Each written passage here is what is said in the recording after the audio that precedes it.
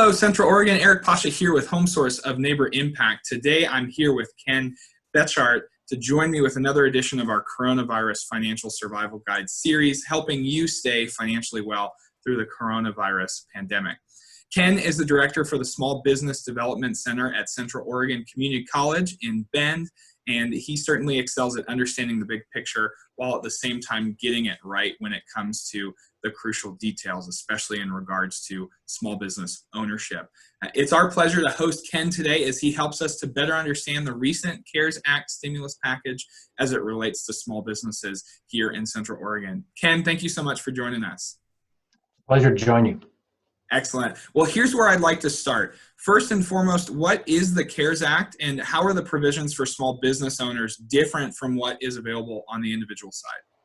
Sure. Yeah. So really the CARES Act is this large piece of legislation that was passed a couple weeks ago dealing with all the economic effects of the coronavirus itself. And it covers everything from personal provisions. This is where some individuals will be receiving some cash directly from the IRS to large business bailouts, specifically looking more towards the airline industry. And then there's provisions regarding small business owners. And about a little more than about a third of the overall package is directed towards small businesses. Wow, so there's really a kind of a big impact, or small business owners were top of mind when it came to writing this bill. Yeah, of the the $2.2 trillion that were set aside, about $750 billion was really destined for small businesses. Wow, and I know part of that funding was with forgivable loans. Can you discuss some of those loan provisions available for business owners? And we're hearing about the Paycheck Protection Program, the Economic Injury Disaster Loan Program. Can you explain those programs at maybe a high level and who is eligible? Sure. So there's really a series of different programs that exist coming out of the CARES Act.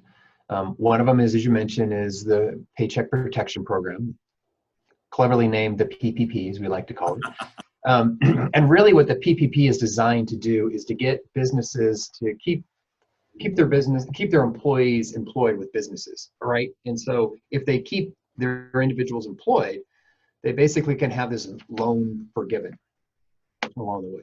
And there's really a small number of requirements that need to be put in place in order to create the forgivable portion of it. But at the end of the day, if if you have a certain number of individuals on a certain day for an 8-week period, and that compares to what you had at an 8-week period in 2019, then the loan becomes forgivable.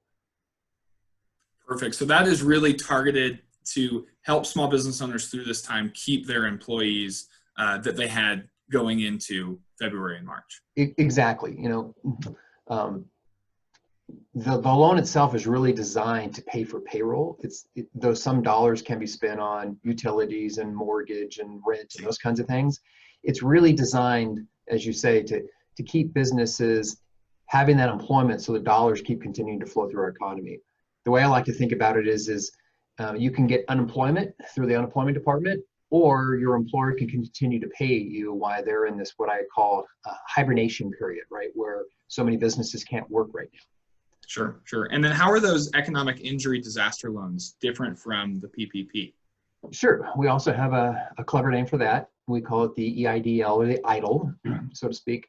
And the EIDL really is designed for businesses to borrow money for their operating costs, borrow money for their rent, really kind of bridge them for a period of time while we're going through this event, this coronavirus itself, during these shutdown periods, right? And so the dollars that you receive from that basically are destined to pay for those operating expenses that a small business might have. A couple things I'd point out, just the differences between the two. The PPP is you go through a bank to actually go through the application process, and kind of the maximum amount that you can receive for the PPP is 2.5 times your last year's payroll. And the EIDL, you go through the SBA itself, Small Business Administration. You can go directly to their website. And really the maximum amount of that is about 50% of your 2019 operating profit. That's the amount that you can borrow.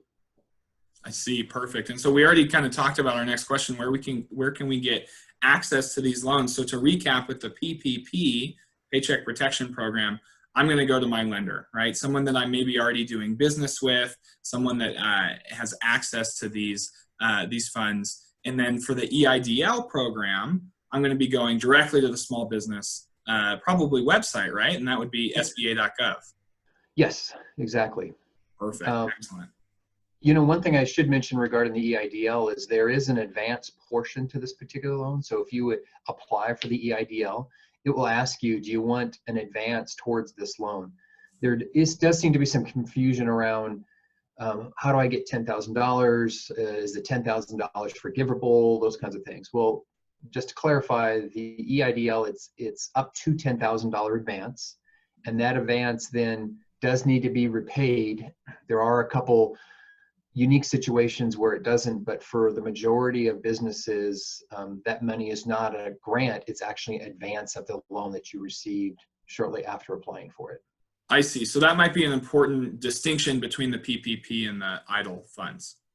Exactly. Excellent. Perfect. So for our owner-only businesses, maybe those business owners that don't have employees, are there other programs, maybe like unemployment assistance, that may be available? And if I was a business owner, how would I decide to go with one program or the other? Yeah. So for any of the programs I mentioned so far, EIDL or the PPP, a sole proprietorship, a individual contributor, you know, somebody who's on a kind of 1099 contract, self-employed type individual can apply for both of those programs. But really, if you kind of look into it and you look at the differences between the programs, you really need to be careful and be thoughtful around, do you want to borrow money for your business in order to keep it going during this period of time, particularly if you're self-employed, or do you look at alternatives, which would be something like unemployment?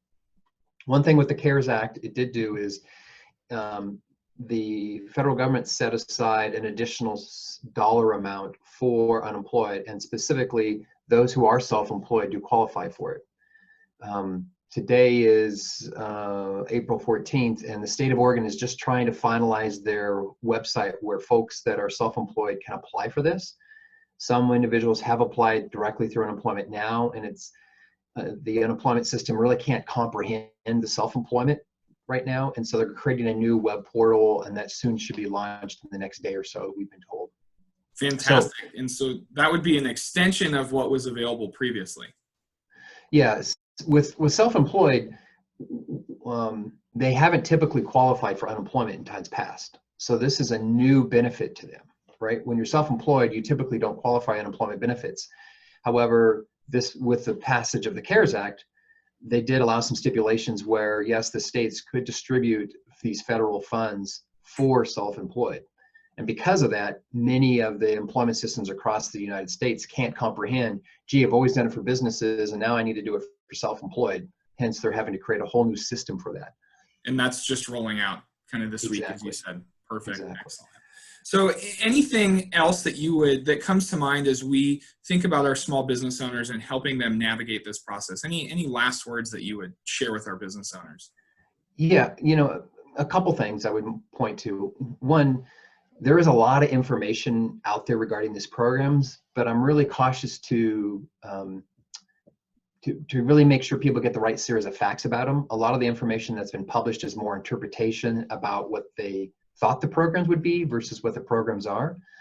I highly encourage folks to go to bizcenter.org. That's bizcenter.org. And we have a COVID-19 page there.